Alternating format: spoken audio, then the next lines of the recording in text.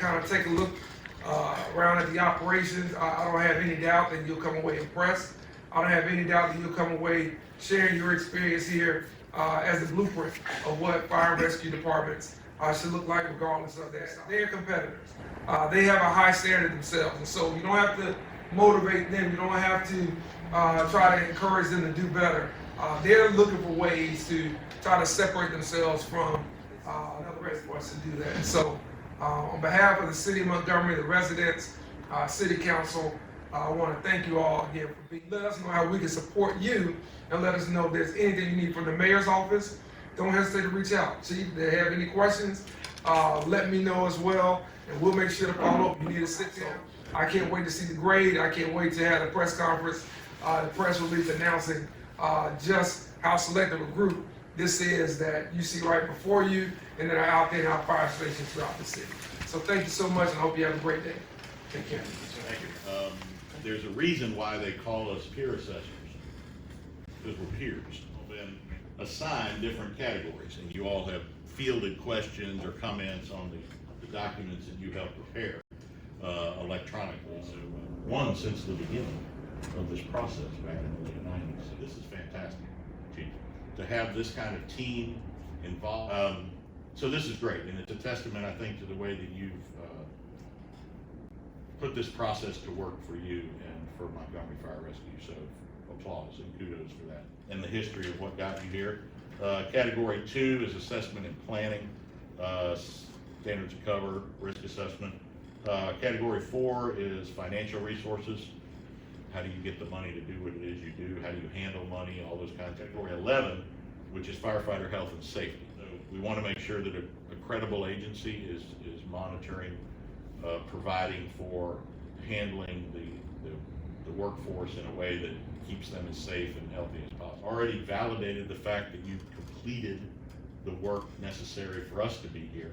But for you to do it at this point in your career and the agency's career is a testament to your leadership. And, Before us today, Montgomery Fire Rescue, Montgomery, Alabama, and we'll turn it over to Team Leader Jim White.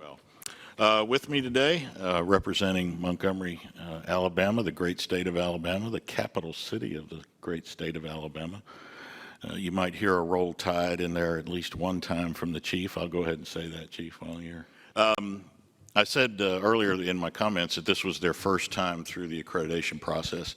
And with the number of site visits that I've had the privilege of being involved with, I don't know that I've ever had an agency be as well prepared as this agency was. Both with their staff, with all of their personnel, with their community, with their leadership team, which you see before you, with their documents. And if you've heard me teach the classes that we do for accreditation, I'm kind of the methodology person. I spend a lot of time making sure that the agencies know that that's an integral part of making this process work, not only for their first time, but ongoing. And they got an A+ in methodology. I've never seen anything like what they've been able to employ in their agency with regards to taking this process and making it the way they do business. So they're to be applauded for their work that they accomplished with that. A couple other things just to point out in the report you may have seen. Some extremely positive things other than, of course, their methodology and use of the process. I heard it mentioned earlier in one of the agencies, and I always, too, share a concern about multi-tiered process. While they're experiencing a 2-tier process in Montgomery, I would probably qualify it as a 1.5-tier process. This may be the best community in the country that's prepared to take over the EMS transport service in their community that they currently don't do. They have transport units staffed in their stations, their systems are in place, and I think it would take a phone call to say, hey, you're now the provider. So they are extremely well prepared for that, to the point that the community designated them as basically the tip of the spear for their COVID response for their community. They were responsible for sites and vaccination sites and testing sites throughout Montgomery. So it goes to say that this agency is extremely prepared for that level of service that they would provide. At this point, I want to turn it over to the chief and let him introduce his team. Good afternoon, Mr. Chairman, and to the other members that makes up this great commission. I am Chief Milford Jordan, and I'm here representing the city of Montgomery, Alabama, the 57th Mayor, Mayor Steven L. and the 9 council members that govern our great city.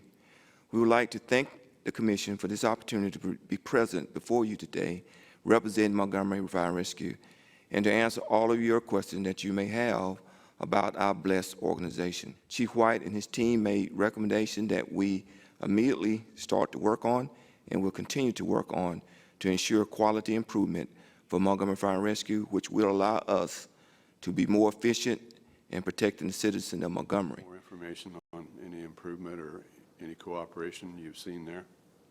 Absolutely, sir. I would like to ask Chief Carr. He has more detailed information. Sure.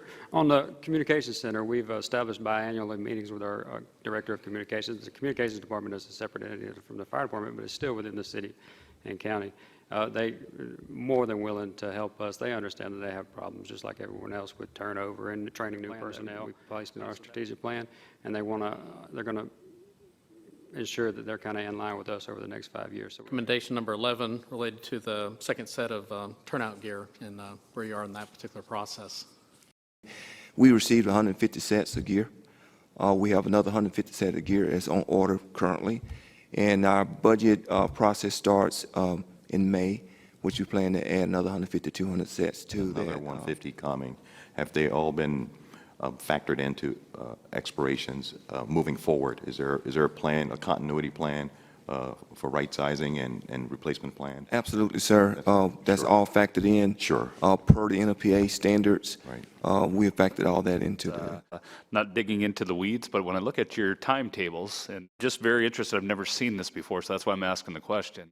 Can you explain your process and the rationale how you came up with those benchmark numbers? So we, in determining these benchmarks, we wanted it to be achievable and measurable. So what we did, we just did a 10% increase, and we will adjust it as needed over the next year and do an appraisal on our annual report and see if those benchmarks need adjusting. But we just went off a 10% margin.